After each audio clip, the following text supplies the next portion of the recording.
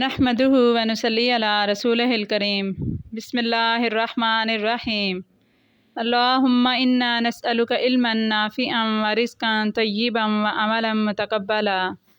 السلام علیکم۔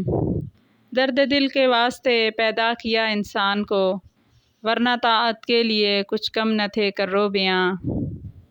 آج کل ہمارے ملک پاکستان میں جو حالات ہیں اور جو صورتحال ہے سیلاب کی وجہ سے، اور جو لوگوں پہ بے بسی کا عالم طاری ہے، تو ایسے میں ہم سب کو چاہیے کہ ہم آگے بڑھ کر ان لوگوں کی مدد کریں اور اپنی اپنی حسب توفیق جو ہمارے بس میں ہے ہم وہ کوشش ان کے لیے کریں۔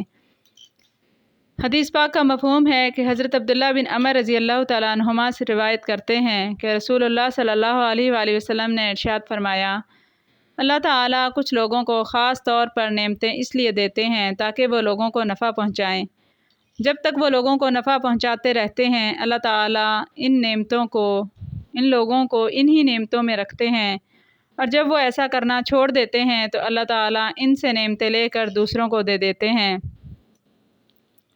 ہمارے نبی پاک صلی اللہ علیہ وآلہ وسلم اور اسلام نے ہمیں بہت ہی عمدہ اصول اور طریقے بتائے ہیں، اور بیسیکلی انسانیت ہی یہی ہے کہ ایک انسان دوسرے انسان کی مدد کرے، اور خاص طور پہ جب ہمارے بہن بھائی ہمارے ہی ملک کے لوگ مشکل حالات میں ہیں تو ہمیں ضرور ان کی مدد کرنی چاہیے۔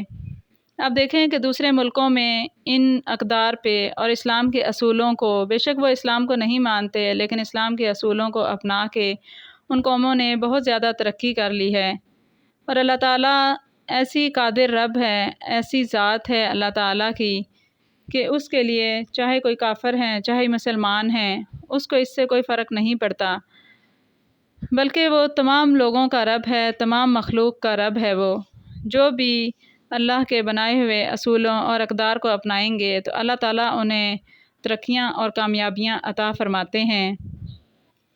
تو ایسے حالات میں ہم سب کو چاہیے کہ ہم جو کچھ کر سکتے ہیں، جو ہمارے قریب ہے، جو ہماری حیثیت میں ہے، ہم لوگ اسی میں رہتے ہوئے آگے بڑھ کے مدد کریں۔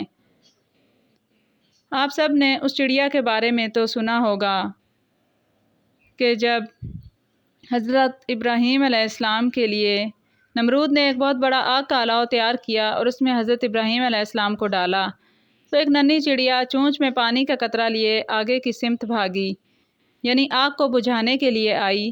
اسے کہا گیا کہ یہ قطرہ پانی کیا آگ بجھائے گا؟ وہ تو بہت ہی بڑا الاؤ ہے۔ تو اس ننھی جان نے کیا زبردست جواب دیا، میری چونچ میں موجود پانی کے قطرے سے آگ نہیں بجھی، پر میں روز محشر رب کو یہ ضرور کہہ سکوں گی کہ اے میرے اللہ، جب تیرے حبیب کو، تیرے ابراہیم خلیل اللہ کو جلایا گیا تو میں خاموش تماشائی بنی نہ بیٹھی رہی، جتنی میری وسعت تھی میں نے بچانے کی کوشش ضرور کی۔ تو دیکھیں آج کتنے ہی لوگ بیچارے گھروں سے بے گھر ہو گئے ہیں، ہم تو اپنے گھروں میں بیٹھے ہوئے ہیں، کتنے ہی لوگ سڑکوں پہ راتیں گزار رہے ہیں، کتنے ہی بچے بھوک سے بلک رہے ہیں، اور کتنے ہی لوگ جو ہیں وہ مصیبت میں ہیں۔ تو کیا ہم سب مل کر آج اس چڑیا کے جتنا جذبہ بھی پیدا نہیں کر سکتے کہ اللہ تعالیٰ قطرہ برابر بھی کاوش ہماری قبول کرنے پہ قادر ہے؟ یہ کوشش ہمارے لیے اس لیے ضروری ہے تاکہ روز محشر رب کو یہ ضرور کہہ سکیں کہ تیری مخلوق مر رہی تھی، ہم خاموش تماشائی بنے نہیں بیٹھے رہے، جتنی وسعت تھی ہم نے کوشش ضرور کی۔ تو اللہ تعالیٰ اس بات پہ قادر ہے کہ وہ ہماری کوشش کو قبول کرے گا انشاءاللہ۔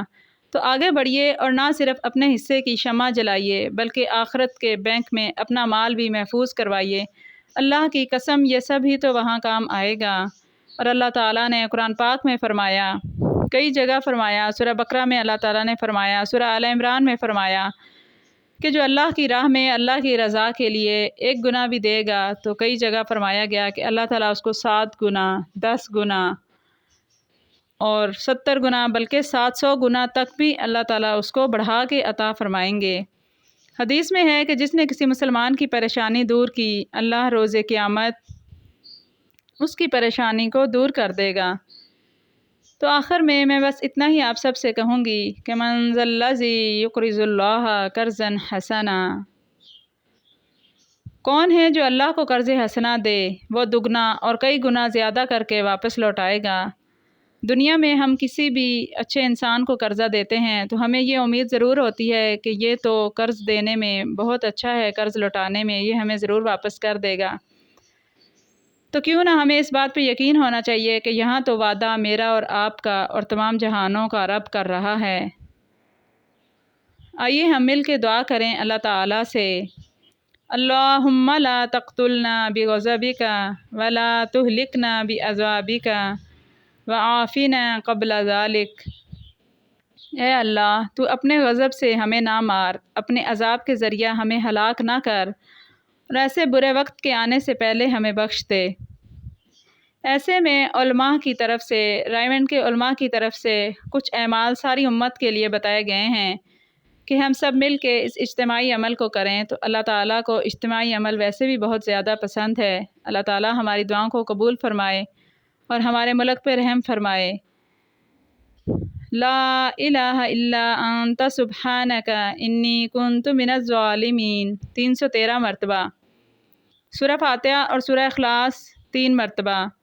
حسبنا اللہ و نعم الوکیل 313 مرتبہ۔ یا حی یا قیوم 41 مرتبہ۔ فدعا ربہ انی مغلوب فانتصر، یعنی اے میرے رب بے شک میں مغلوب ہوں، پس تو ہی ہماری مدد کر 313 مرتبہ۔ ہر روز یہ عمل ہم سب کو 1 مرتبہ ضرور کرنا چاہیے۔ جزاکم اللہ خیرا۔